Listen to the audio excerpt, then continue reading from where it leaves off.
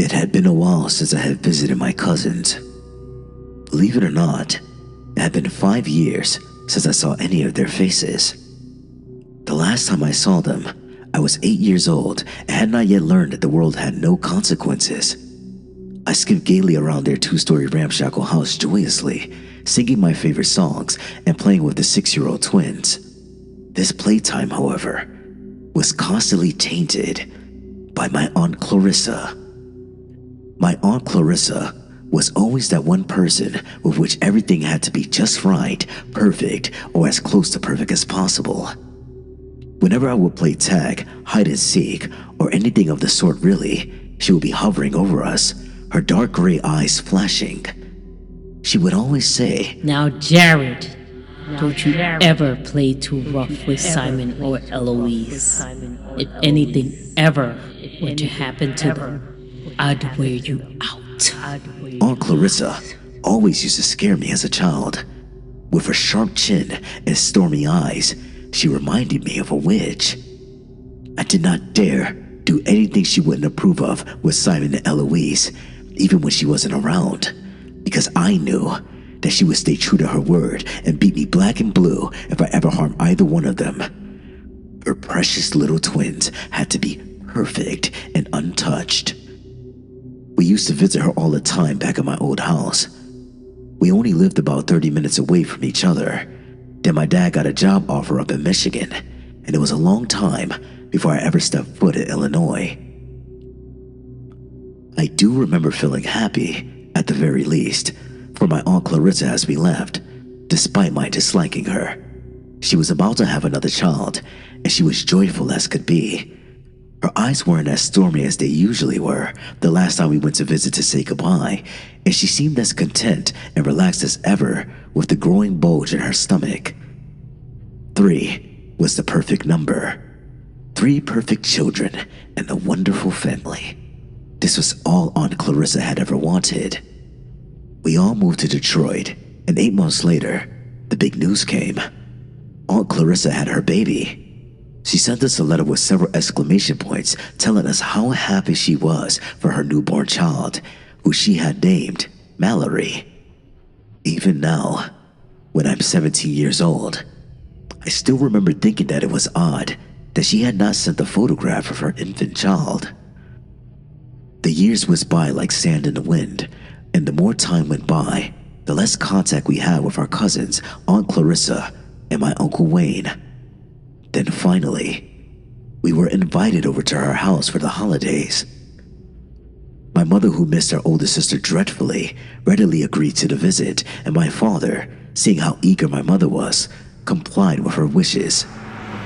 After a 2-day car trip, we finally got to the familiar old residence of my aunt, uncle, and their 3 children. We all approached the steps, laughing and talking to each other before reaching the door and knocking.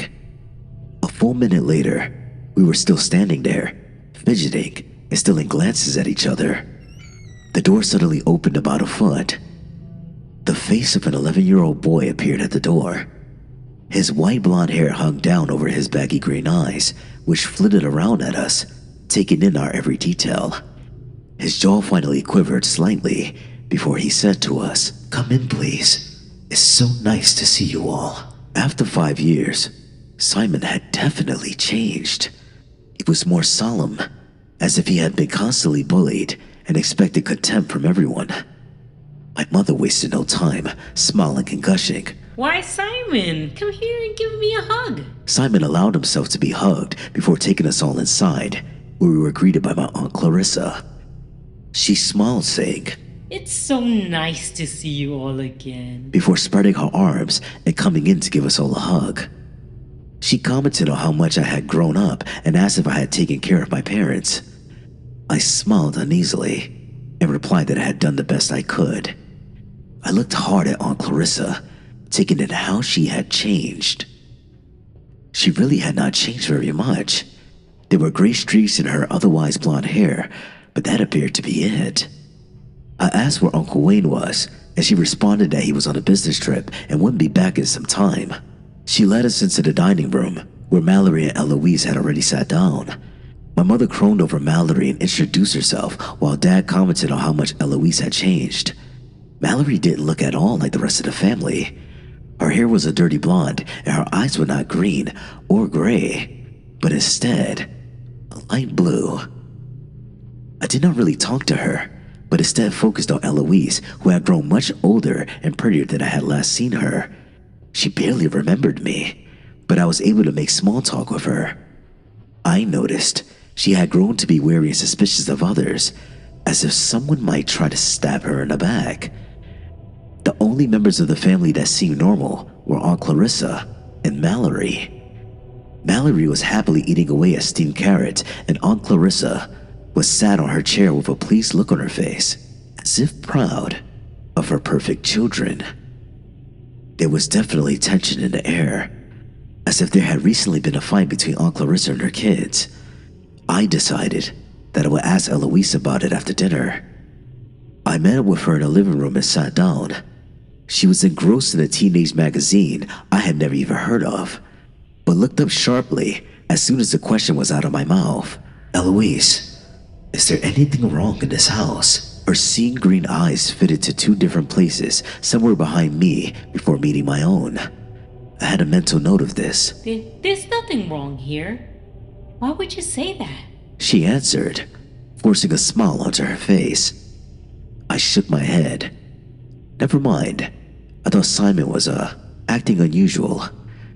I saw a split second of relief across her face before she managed to hide it. It's nothing. Don't worry about him. He gets bullied sometimes by older kids. I nodded and continued to talk to Eloise, but my mind was elsewhere.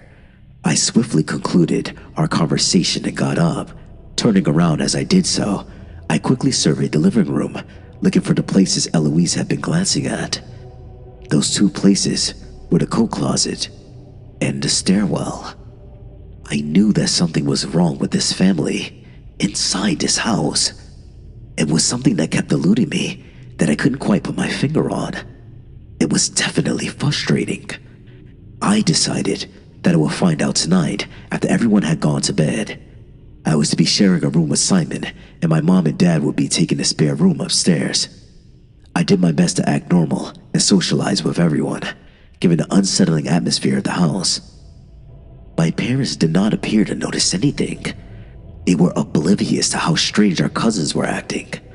I think my mom was just glad to finally be talking to her sister for after 5 years of not seeing each other, and my dad just seemed to be happy for my mother. Finally, it was time to go to bed, and we all brushed our teeth and changed into pajamas. Simon had allowed me to use his bed, and he plopped down on the floor. The moonlight streaming in through the window illuminated his face. I relaxed my breathing, pretending to fall asleep while watching Simon, waiting for him to nod off. But he did not. I stared at him for hours as he lay there on the ground, his eyes never closing. Every muscle in his body was pulled taut, as if we were expecting someone to break into the room and attack him. At 1 in the morning, his breathing relaxed, and he became limp. I crept out of the room and headed for the coat closet, a small flashlight in hand that I had stolen from Simon's drawer. I tiptoed silently over the hardwood floor, wincing every time it creaked. I finally made it to the coat closet and opened the door. Turning on the flashlight, I stepped inside. It looked like a regular coat closet, nothing special or extraordinary about it. I began rummaging around, checking in coat pockets and even Aunt Clarissa's purse. But all I came across was a Swiss Army knife in Simon's pocket and some scented Germix and Eloise's jeans jacket, but nothing more.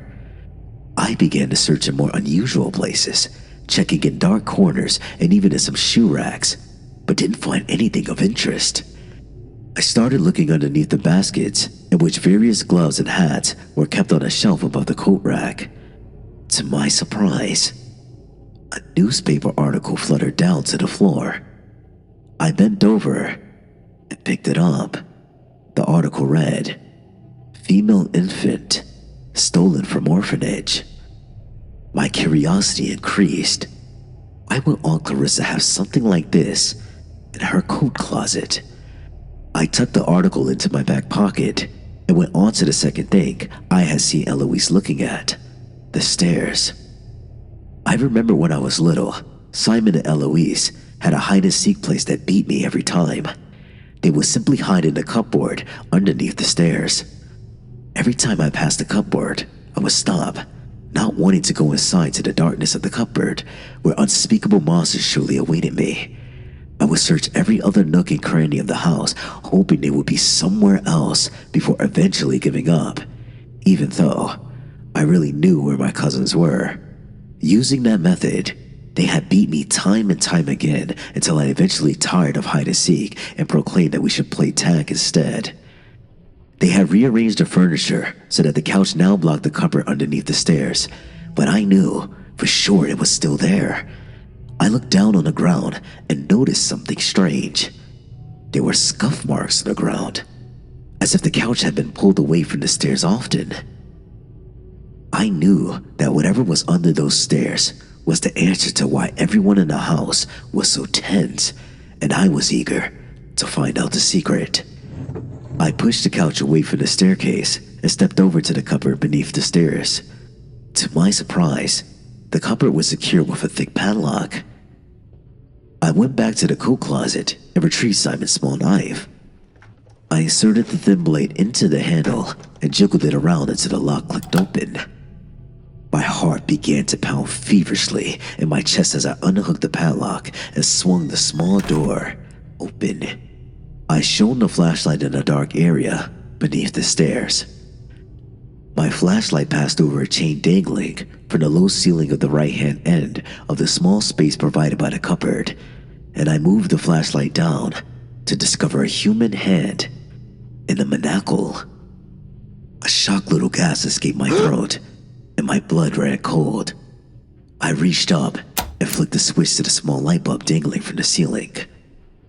Before me, a girl no less than 9 years old was hanging from the manacles on the ceiling, clad in nothing but a pair of dirty undershorts. Her head lolled to one side, a rag was stuffed in her mouth, and her ankles were tied in thick rope.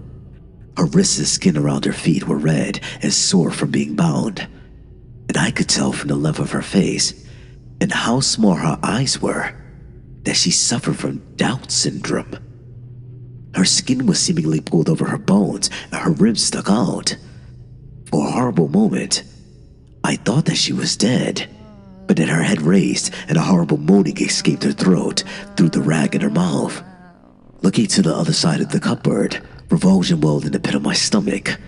Sprawled out in the other corner was the half-eaten corpse of my uncle. His stomach had been ripped open and his innards were spilled all over the floor. The skin on his face had been peeled away by greedy hands to reveal his white skull. I looked back at the girl and noticed for the first time that her hands and face were stained with gore. I couldn't take it. I keeled over and threw up before catching my balance in the doorframe and trembling. I realized what had happened in this house.